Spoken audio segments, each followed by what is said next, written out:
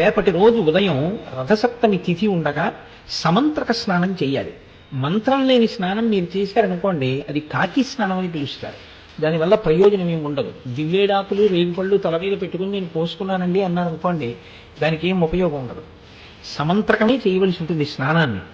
దాన్ని మంత్రస్వరూపాన్ని ఏం చేస్తారంటే అందరికీ అందుబాటులోకి తీసుకురావడం కోసం మంత్రం అంటే అంగన్యాస కరన్యాసాలు ఉండాలి, ఒక ఉపదేశం ఉండాలి.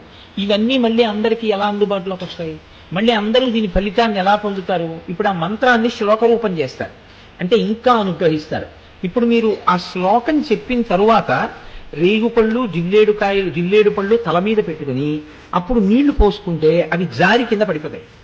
అలా పడిపోయి అనుకోండి, 7 జన్మల క్రితం చేసినటువంటి పాపాలని ఆ స్నానంతో తీసేస్తారు. అది ఎప్పుడు ఉంటుంది అంటే ఒక్క రథసప్తమి నాడు మాత్రమే ఇస్తారు ఆ విగ్రహాన్ని. యజ్జన్మ కృతం పాపం మయా సప్తమ జన్మసు తన్మే రోగంచ శోకంచ మాకరీ హంతు సప్తమి ఏతజ్జన్మ కృతం పాపం యచ్చ జన్మాంతరార్జితం మనోవాక్కాయజం యచ్చ జ్ఞాతా జ్ఞేతే చయే పునః ఇది సప్తవిధం పాపం స్నానాన్నే సప్తసప్తికే సప్త వ్యాధి సమాయుక్తం హరమాకరి సప్తమి.